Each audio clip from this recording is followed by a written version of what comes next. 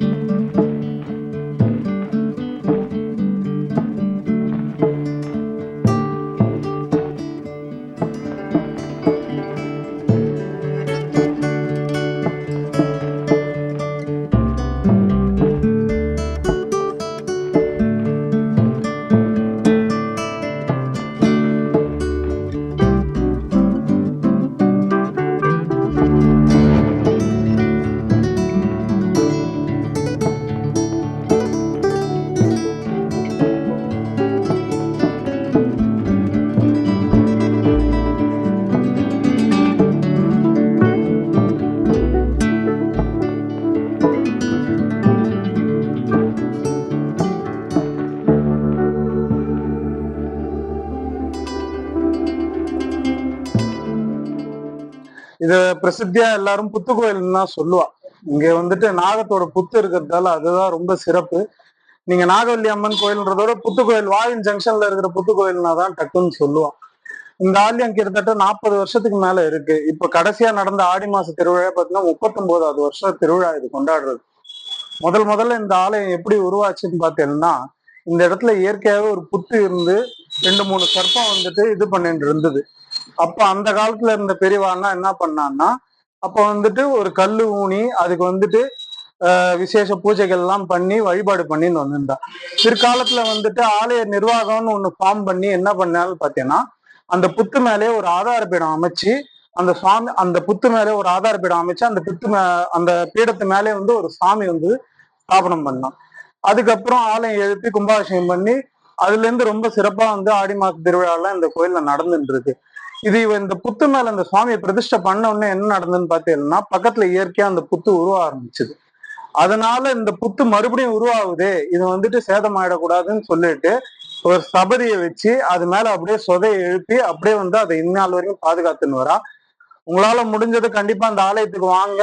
அமாவாசை, பௌர்ணமி அது போல சிறப்பு நாள்கள்ல வந்துட்டு நீங்க கண்டிப்பா யாராவது ஒருத்தர் கண்ணுக்கு நாகம் தென்படாம இருக்காது. எனக்கு தெரிஞ்சு இந்த ஆலயத்துல நான் கிட்டத்தட்ட 3 வருஷத்துக்கு மேல இருக்கிறேன். இந்த நாகம் வந்துட்டு வரும் போவோம், எல்லார் கண்ணிலும் தென்படுமே தவிர இந்நாள் வரைக்கும் யாரையும் தீனதா சரித்திரமே கிடையாது. இங்கதான் பொங்கல் வச்சுட்டு இருப்பா பக்கத்துல, அவங்க பக்கத்துலயே தான் போவோம். ஆனா யாரையுமே எதுவுமே பண்ணது கிடையாது. இந்த கோயிலை பொறுத்த வரைக்கும் பாத்தீங்கன்னா ஆடி மாச திருவிழா தான் ரொம்ப சிறப்பானது. எப்பயுமே ஆடி மாசம் பிறந்த உடனே வர 2ஆம் வாரம் திருவிழா. நீங்க வந்து யாரையுமே கேட்கணும்னு அவசியமே கிடையாது. அந்த நாள்ல இருந்து இங்க ஃபாலோ பண்ணிட்டு இருக்கிறது அதுதான். ஆடி மாசம் பிறந்த உடனே 2ஆம் வாரம் திருவிழா கண்டிப்பா. அது பத்திரிக்கை அது இன்னிய வரைக்கும் அதை மாத்தாம அதை கண்டினியூஸா ஃபாலோ பண்ணிட்டே வந்துட்டு இருக்கா. 2ஆம் வாரம் வெள்ளிக்கிழமை, சனி, ஞாயிறு. வெள்ளிக்கிழமை வந்துட்டு சுவாமிக்கு காலையில கணபதி ஹோமம் நடக்கும். அது முடிஞ்ச உடனே என்ன விசேஷ அபிஷேகம் நடக்கும். அபிஷேகம் முடிஞ்ச உடனே எல்லாம் முடிஞ்சு தீபாரதனை பண்ணி பிரசாதம் கொடுக்க ஆரம்பிப்பா. அது முடிஞ்ச உடனே இந்த ஆலயத்துல வந்துட்டு இது பண்றதுக்கு காப்பு கட்டுறவங்க எல்லாம் வந்து காப்பு கட்டிட்டு திருவிழா நடக்கிற 3 நாளுமே அன்னதானம் இருக்கும். இங்க அன்னதானம் நடந்துட்டே இருக்கும். நீங்க வந்தீங்கன்னா எப்ப வந்தாலும் இங்க வந்து சாப்பிட்டு போகலாம் திருவிழா டைம்ல.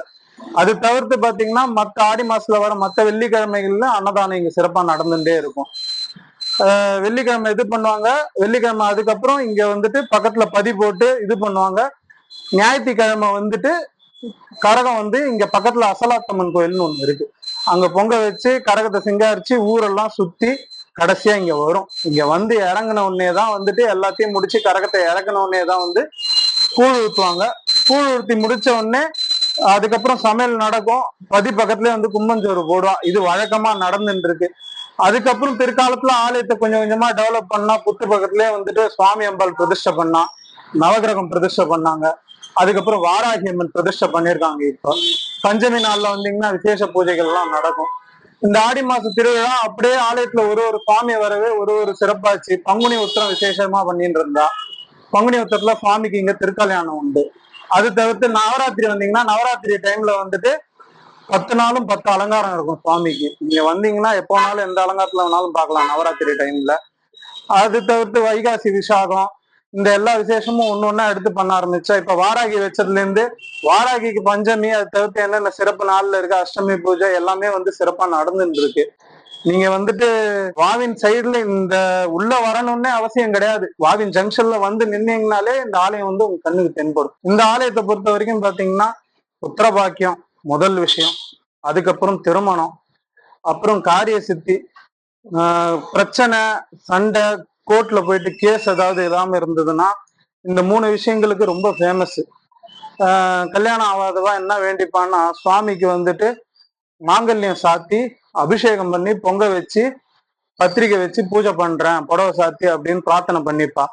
நிறைவேறின உடனே நிச்சயம் ஆன உடனே நிறைய பேர் பண்ணிட்டு போறதை பார்த்துட்டு இருக்கேன்.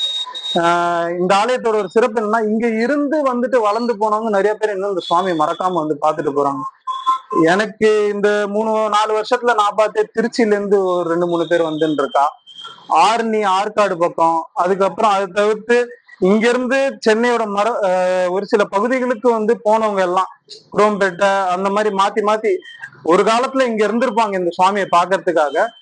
அவங்க வளர்ச்சி அடைஞ்சு மேல போனா கூட இன்னைக்கும் இந்த சுவாமியை மறக்காம வருஷத்துல ஒரு தடவை பொங்கல் வச்சு சுவாமியை பார்த்துட்டு போறாங்க. இது திருமணத்தை பொறுத்த வரைக்கும். குழந்தை பாக்கியம் இல்லாதவங்க புத்துக்கு முட்டையும் பாலும் செலுத்தி சுவாமியை 11 பிரதட்சணை குழந்தை பிறந்ததுன்னா குழந்தை பிறந்த கையோட சுவாமிக்கு புடவை சாத்தி மஞ்சள் குங்குமம் தானமா கொடுத்து குழந்தை எடுத்துன்னு அம்பாள் மடியில போடுறேன்னு பிரார்த்தனை பண்ணிப்பா. அது ஒரு விசேஷம். அது தவிர்த்து இந்த தீராத கேஸு இந்த மாதிரி பிரச்சனையில இருக்கவாலாம் என்ன பண்ணுவான்னா, கிட்டத்தட்ட ஒரு 21 எலுமிச்சம்பழம் எடுத்துன்னு வருவா. எடுத்துன்னு சுவாமி கிட்ட வச்சு எடுத்துட்டு இங்க இருக்கிற சூளம் எல்லாத்துலயும் குத்திட்டு சுவாமிக்கு நமஸ்காரம் பண்ணி மீதி இருக்கிறத வீட்டுக்கு எடுத்துன்னு போயிட்டு பிரார்த்தனை பண்ணிப்பாங்க. இதுதான் ரொம்ப விசேஷம். அது சுவாமி என்ன சொல்லணும்னா, உண்மையிலே அது அகத்தின் அழகு முகத்தில் தெரியும்னு சொல்லுவாங்க.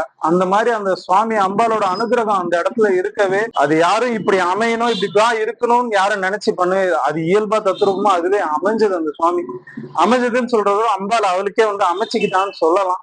இத்தனை நாளா வெளியில தெரியாம இருந்தது, இப்போ ஒரு சில பேர் எடுத்து போடவே ரொம்ப பிரபல்யமா தெரியுது. இந்த சுவாமியை பொறுத்த வரைக்கும் இங்க இருக்கிற எல்லாருக்குமே தெரியும். இந்த சுவாமி நின்னு ஒரு 5 நிமிஷம் ரோட்ல போறவா கூட ஒரு நின்னு சுவாமி என்னையே பாக்குற மாதிரி இருக்குன்ட்டு மனப்பூர்வமா பிரார்த்தனை பண்ணிட்டு இருந்தா போவா. எனக்கு தெரிஞ்சு இந்த ஆத்மாத்மா இந்த சுவாமியை நம்பினாவே இந்த சுவாமி கைவிட்டதா சரித்திரமே இல்லைங்க. ஆரம்ப காலத்துல இருந்தே இந்த சுவாமி அப்படிதான் இருக்கு. இப்போ அந்த காலத்துல நீங்க சொல்ற மாதிரி இந்த மாதிரி யூடியூப் இதெல்லாம் கிடையாது. நான் இப்ப போய் ஒருத்தர்கிட்ட சொல்றேன் இந்த இடத்துல இந்த ஆலயம் இருக்குன்னு சொல்லவே தான் நிறைய பேருக்கு தெரியுது. 108 திவ்ய தேசம் சொல்றாங்க, 274 பாடல் பெற்ற ஸ்தலங்கள் சிவாலயங்கள் சொல்றாங்க. ஒரு காலத்துல அதெல்லாம் எங்க இருந்துன்னு கூட நம்மளுக்கு தெரியாது. விஞ்ஞானம் இந்த அளவுக்கு வளர்ச்சி ஆகவே ஒவ்வொருத்தர் போய் வீடியோ எடுத்து போடவே தெரிஞ்சிருக்கு. அதே மாதிரி நம்ம ஆலயத்துல ஒரு பக்தர் எதர்ச்சியா பார்த்திருக்காரு, எடுத்து போட்டிருக்காரு, பிரபல்யம் ஆயிருக்கு. ஆனா ஆரம்ப காலத்துல இருந்து அம்பாள் அப்படிதான் இருக்கிறா இயல்பாவே. என்னோட நேம் ரீனா, நான் ராயபுரத்துல இருந்து வந்துட்டு இருக்கேன். சோ நாங்களும் அம்மாவை யூடியூப்ல மூலியமா தான் தெரிஞ்சுக்கிட்டோம். சோ இப்படி ஒரு அம்மா தத்ரூபமா காட்சி அளிக்கிறாங்கன்றத நாங்க தெரிஞ்சுட்டு இது 3rd வீக்கா நாங்க கண்டினியூஸா வந்துட்டு இருக்கோம்.